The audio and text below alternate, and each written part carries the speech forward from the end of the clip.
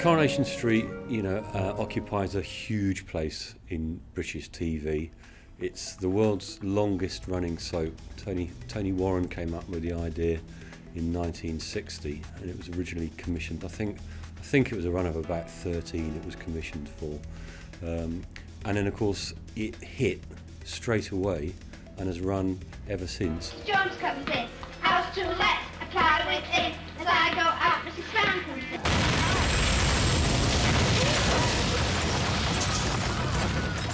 The broadcasters had got it in mind that we would go HD, and the first major thing that we thought would be coming along in the schedule was the World Cup. So ITV then decided it would do its HD launch around the World Cup. We wanted to get just ahead of that and create a head of steam, so we decided to put Coronation Street in just before the World Cup. Okay, gentlemen, let's play nice, yeah? Peter, Leon's on the phone. What? In the office? So two weeks before Christmas, we were asked to submit, they wanted quick budgetary proposals, so we had to use our pre-sales team in order to do that. It took about a day and a half to get those figures in, and then it went quiet until after Christmas, and then the second week in January we were told that the board had approved the budget. So PO came through the third week of January, and we had until the end of March to actually put the whole installation in, move the whole Coronation Street tape environment to tapeless. I think the key challenge is the fact that we're producing 260 episodes of drama across a 50-week period in the year. We were obviously really excited because it was great investment in the programme, but nervous as well because tapeless technology, thank God now it had been tried and tested with other big programmes, so we felt a bit more comfortable with it.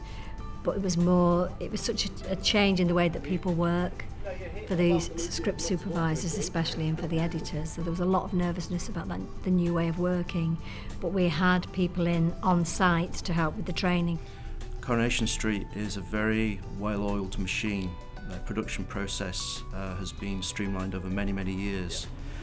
So what's important when they select a technology partner is not to provide technology that's going to slow down that production process, but to enhance it. There's a very good reliability and integrity argument about Avid, but one of the crucial things was ISO sync.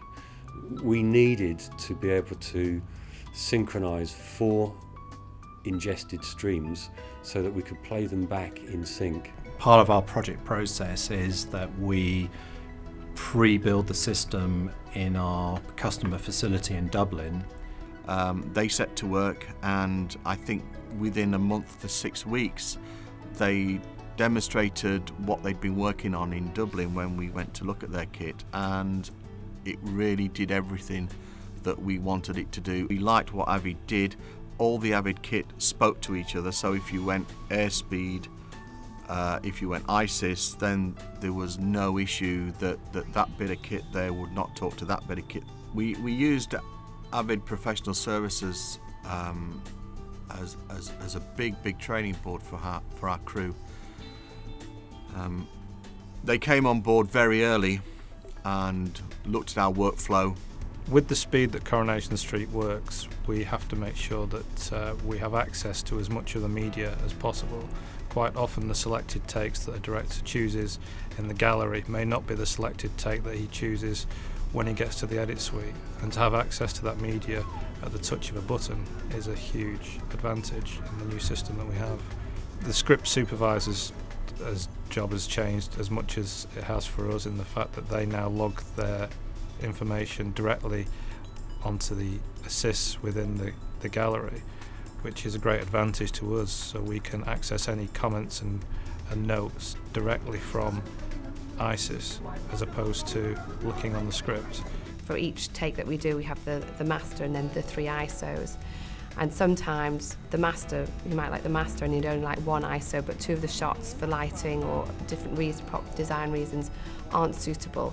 So we can immediately identify that on the system, saying master is the preferred take, ISO 3 is the preferred take, but do not use ISO 1 and 2 because there's technical problems. We had an Avid person with us when it was introduced, and if there were any problems, they were there straight away. It wasn't necessarily problems with the system, it was just to guide us how to use it. We're using DNX HD, which is very good, and what we always do when we're testing out new codecs is stress test them.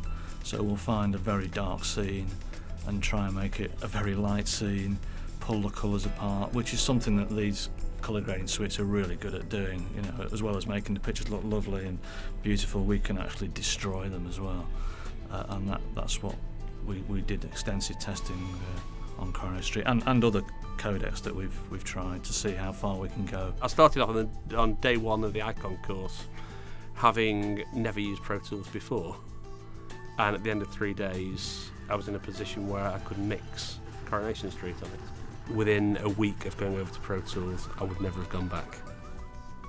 It was tricky for the first couple of weeks, but you could see the future. Yeah, the transition, well, it has been really smooth. I mean, considering the amount that has changed, so everybody's really pleased with both the HD transition and the Tape Plus. For a director, it's just given us more tools, because although you make notes on performances as you're going along, just to be actually at a click of a couple of buttons to be able to see what you did on scene 17 10 days ago. So for that, it's brilliant. To me, I think the show does look great. I think the show looks better than it's ever looked. If you're going to make a decision about which equipment to buy for a soap like Coronation Street, the one thing you've got to do is do your risk analysis and make sure you're not going to take it off air. So in buying Avid, which isn't the cheapest solution, what you are buying is the confidence that the product's going to work in the way it was described.